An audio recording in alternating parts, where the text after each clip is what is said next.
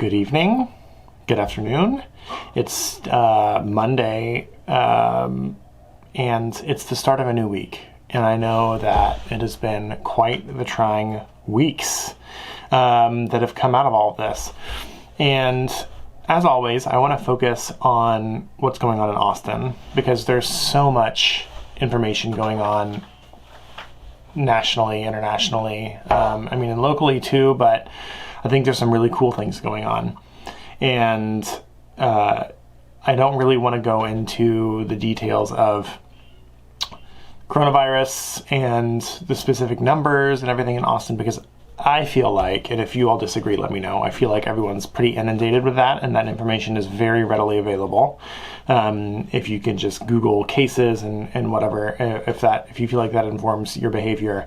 But I think that there's other people far more qualified than me to give you advice on how to interact in your daily life and go to the grocery store and what to wear and how to do everything, which is super important, but I'm not going to try and be an authority on that, and that information is readily available. So I encourage you to check it out. What I do want to talk about is the sweet things going on, and I'm going to start with talking about what HEB is doing, which I think is great. So if you haven't heard, HEB is doing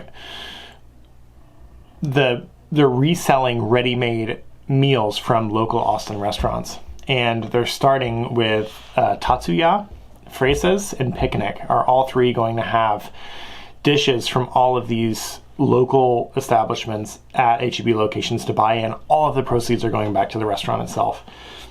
All of these restaurants are already doing takeout. Fraises closed their South First location, but the Lamar one, they're doing everything.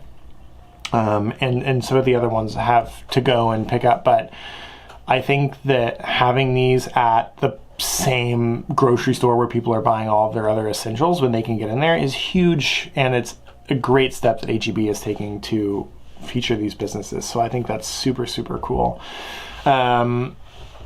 It launched last week in Houston, actually, and some I love Houston's food scene, so they're doing the same thing, which is great. Chris Shepard, who's the chef at Underbelly, and their items from a steakhouse, which I haven't been to, called Cherry Block, and that's super cool. They're doing it in San Antonio also, and it's going to be happening in Austin.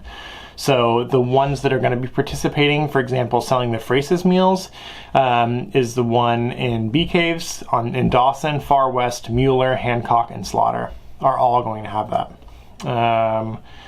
I guess the one on Oltorf isn't on here yet, which is interesting. There's all that dilemma about the Oltorf location because they were going to tear it down and use the one across the street, but they decided not to do that, and now that's definitely not happening for a while, so we shall see. There is some other this is cool because I know that we're all creatively finding ways to occupy our time during what's going on, but there are some cool virtual cooking and cocktail lessons going on. And I know that these are happening from, like Masterclass, and a lot of other venues online are doing this, but it's cool to have some Austin people doing it. So the East Austin Italian spot Intero is offering the services via Skype cooking lessons. So you can just reach out and you book a date and time and they make it happen. Veracruz has been doing Instagram live cooking demos, which is sweet. You learn how to make those migas tacos. That is amazing. And Leroy and Lewis is doing, they have a Patreon page where you can subscribe for access to instructional and educational videos for them, which is cool. So if maybe you're cooking at home a ton or you already have your takeout routine locked down, then this is another way you can support those local places. And you could encourage people that are in food or want to be, it's a cool opportunity. Maybe if someone's been wanting to do this for a long time. Olame is also doing, Aaron Ashford, who's their beverage director, has been doing some cool cocktail Q&As on Instagram. So that's pretty sweet. Antonelli's Cheese Shop has been doing virtual tastings and cheese classes and a cheesemongering session, which is pretty cool. And William Chris is a Texas winery who's been doing some virtual wine tastings. So people getting creative, okay? And there has been some folks that have closed either permanently through all this goes on. Hopefully that's all they're going to close for. Some temporarily. So Locadoro has closed because it was a struggle when they switched over to online ordering and it wasn't really working out. Jack Allen's and Salt Traders have closed down. I think they had someone on staff that got COVID and it was just too risky. And then Bufalina also shut down, but they're supposed to be reopening with kind of a revised, abridged menu maybe. So take a look out for that.